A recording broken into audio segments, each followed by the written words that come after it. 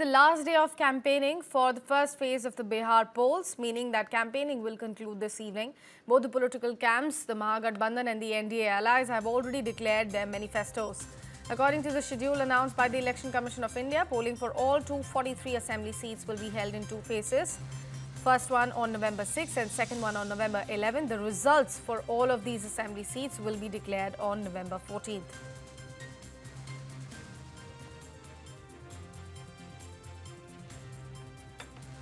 And up next, my colleague Sabyasachi Chaudhary talked to the youth of Bihar who shared their thoughts on key issues shaping the state.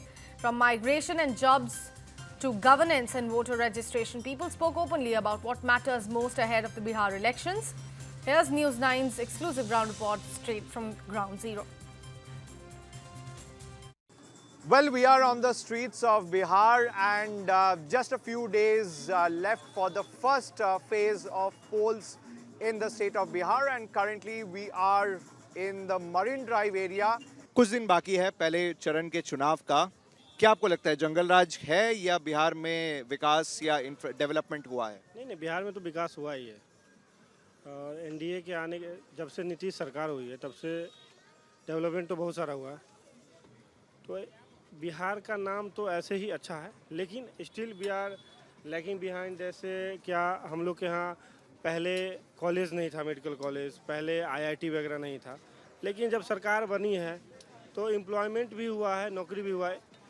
हाँ, भले हम लोग उस रफ्तार में नहीं बढ़ रहे जिस रफ्तार में और सब स्टेट है, लेकिन धीरे धीरे हमको लगता है कि जब से मोदी सरकार आए हैं तो अच्छा हो रहा है और आगे भी अच्छा होगा। सर, आपसे भी पूछूंगा कि चुनाव का जो पहला चरण है कुछ दिन रह गया है, चाहे वो महागठबंधन हो या चाहे वो एनडीए की सरकार हो, दोनों ही कोशिश कर रही हैं, लोगों को अपील करने की कोशिश कर रही है, अपना दावा गारंटी दे चुकी है।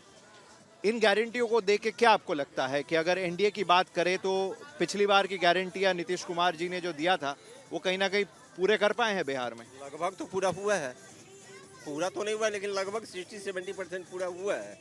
और इस बार जो वादा कर रहे हैं हो सकता है पूरा हो, एनडीए से हो।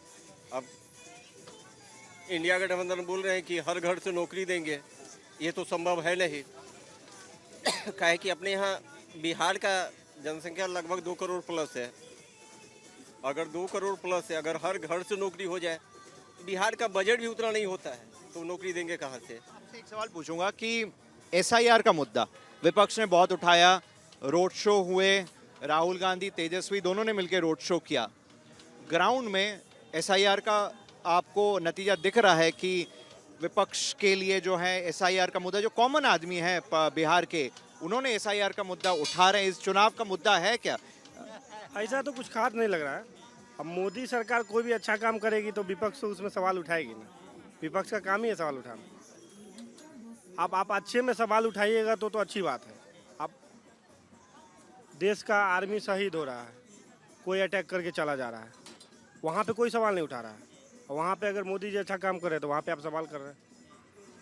तो आप अच्छे काम में सवाल ना कीजिए, आप बुरे काम में सवाल कीजिएगा तो जनता तो देख रही है। पहले का इलेक्शन क्या होता था? पहले का इलेक्शन होता था कि मशीन कोई वगैरह नहीं था, आपके पास अगर मैन पावर है, जैसे हम मुखिया के इलेक्शन में खड़े हो गए, हमारे पास 2000 आदमी है, तो हम गए 2000 आदमी से बूथ पे कैप्चर करके करवा लिए, हम मुखिया बन गए, मेरे पास आदमी है। अभी तो ऐसा कुछ है नहीं ना।